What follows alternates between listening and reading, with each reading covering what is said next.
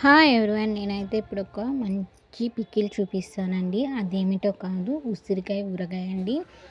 ఇప్పుడు మనకి ఉసిరికాయ సీజన్ కదా, అందుకని చెప్పి ఉసిరికాయ ఊరగాయ అయితే ఎలా పెట్టాలో అందులో కావాల్సిన ఇంగ్రీడియంట్స్ ఏంటో చూపిస్తాను. ఉసిరికాయలని క్లీన్ చేసుకొని వాటికి మధ్య మధ్యలో ఘాట్లు పెట్టుకొని ఆయిల్ డీప్ ఫ్రై చేసుకున్న తర్వాతే మనం వేసి మంచిగా గోల్డ్ కలర్ వచ్చేటట్టు ఫ్రై చేసుకోవాలి. మరీ ఎక్కువ గోల్డ్ కలర్ వచ్చేటట్టు ఫ్రై చేయకూడదండి. ఇప్పుడు నేను ఏ విధంగా అయితే చూపిస్తున్నానో సేమ్ అట్టే చేయాలి. నేనైతే 1.5 kgకి ప్రిపేర్ చేసుకుంటున్నాను. ఈ వీడియో మీకు నచ్చితే లైక్ చేయండి, సబ్స్క్రైబ్ చేసుకోవడం మాత్రం మర్చిపోకండి. ఇంకా చింతపండు వచ్చి నేను 150 గ్రామ్స్ తీసుకున్నాను. 1.5 kgకి 150 గ్రామ్స్ చింతపండు తీసుకొని ఇలా మొత్తం మిక్సీ పట్టేయాలి. అది కూడా కొంచెం వాటర్ వేసి బాగా బాయిల్ చేసుకోవాలి. మెత్తగా తెల్లగడ్డలు ఉన్నాయి కదండి, తెల్లగడ్డలు కూడా తీసుకొని పచ్చగా దంచుకొని పక్కన పెట్టేసుకోవాలి. ఆయిల్లో మనం పోపు అనేది యాడ్ చేసుకోవాలి. ప్రతి ఒక్క పికిల్కి ఇలా పోపు యాడ్ చేసుకోవాలి. ఊరగాయ తప్ప మిగతా వాటికి పోపు అయితే యాడ్ చేసుకుంటేనే టేస్ట్గా ఉంటుందండి. ఇందులోకి ఆవపిండి, మెంతిపిండి వచ్చి ఆవపిండి 30 గ్రామ్స్, మెంతిపిండి వచ్చి ఒక 10 గ్రామ్స్ వేసుకుంటే చాలు, ఎక్కువ అయితే వేసుకోకూడదు. ఇంక ఇలా వేసుకొని అందులోని మనం కచ్చా దంచుకున్న కూడా వేసేసి ఇలా మనం చింతపండు ఉంది కదండి, మీరు కొంతమంది నిమ్మకాయతో పెడతారు, మేమైతే చింతపండుతోనే పెట్టాము. చింతపండుతో టేస్ట్ అనేది ఉంటుంది, గుజ్జు అనేది కూడా మనకి ఎక్కువగా కనిపిస్తుంది. ఇలా మొత్తం వేసేసుకొని బాగా మిక్స్ చేసేసుకోవాలి.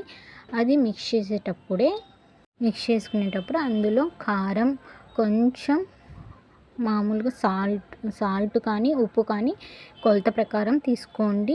కారం అయితే నేను 3 మ్యాంగో తీసుకున్నది 200 గ్రామ్స్ కారం అండి. ఎగ్జాక్ట్గా నాకైతే 300 గ్రామ్స్ కారం పట్టింది. వీడియో లెంతీగా అనిపించిందని అనుకోవద్దు, ఎందుకంటే వీడియోని మీకు కరెక్ట్గా చూపించాలని చెప్పి నేను తీస్తున్నాను. మీకు లెంతీ ఎక్కువగా ఉంది అనుకుంటే మాత్రం స్కిప్ చేసేయచ్చు. ఇంక ఇలా మొత్తం వీడియో తీసుకుంటూనే కలిపే ప్రాసెస్ ఎక్కువ ఉందండి. ఇంకా ఇలా మొత్తం మిక్స్ చేసేసుకున్న తర్వాత ఇందులోనే మనకి కావాల్సినవి మిగతా కూడా మిక్స్ చేసుకోవాలి. మరీ ఎక్కువగా ఫ్రై చేసుకుంటే మనకు ఉసిరికాయ అనేది విడివిడిగా దెబ్బలుగా విడిపోతుంది.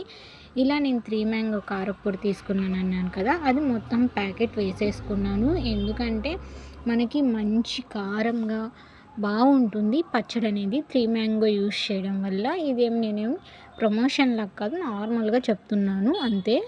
ఇలా కారం మొత్తం వేసేసుకోవాలి. ఇది 200 గ్రామ్ ప్యాకెట్ అండి, 200ది. ఇంక ఇలా కారం వేసేసుకున్నాక అది కూడా బాగా మిక్స్ చేసేసుకోవాలి. ఇదంతా మిక్స్ చేసేసేటప్పటికి మనకి ఆయిల్ అనేది కూడా చల్లారిపోతుంది. ఆయిల్ చల్లార్చుకున్న తర్వాతే మనం దీంట్లో వేసుకోవాలి. వేడిగా ఉన్నప్పుడు వేసుకున్నాం ఏమైతే అట్లా వేసుకున్నాం వల్ల పికిల్ కలర్ అనేది చేంజ్ అవుతుంది మెయిన్. అందుకని చెప్పి వేడిగా ఉన్నప్పుడు ఎప్పుడూ కూడా ఆయిల్ అనేది వేసుకోకూడదు. ఏ పికిల్కైనా కూడా చెప్పాలంటే మన ఆవకాయకి మనం ఆల్రెడీ పచ్చి ఆయిలే యూస్ చేస్తాం కాబట్టి అదేమంత పాడవదు. ఇదేమంటే మనకి పాడైనట్టు అనిపిస్తుంది. ఉప్పు అయితే నేను మొత్తం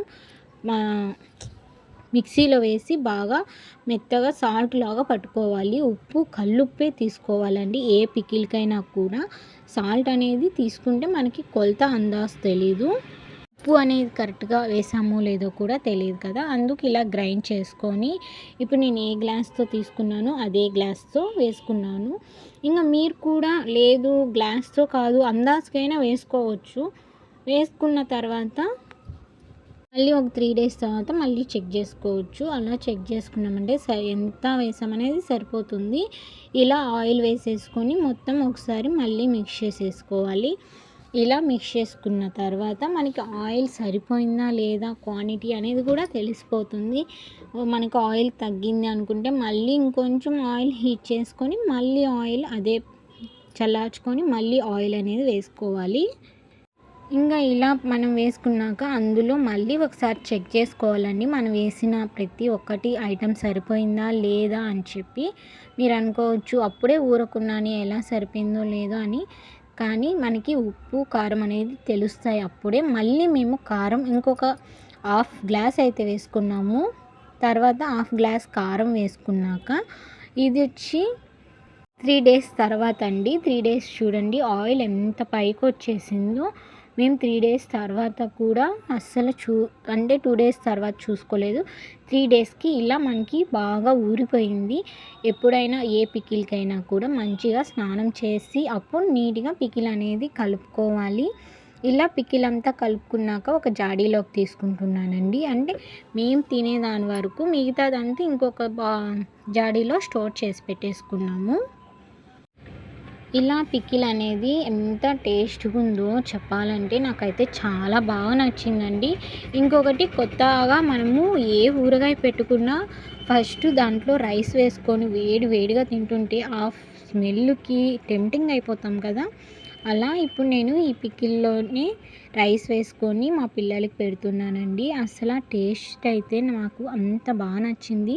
మీకు ఎలా అనిపించిందో నాకు కామెంట్ చేయండి. ఈ పికిల్ వల్ల మామూలుగా ప్రాసెస్ మొత్తం చెప్పాను కదా, ఎందుకంటే మనకి మైండ్లో అనేది గుర్తుంటుంది ఏదైనా ఫస్ట్ టైం చేసుకోవాలా అన్నప్పుడు.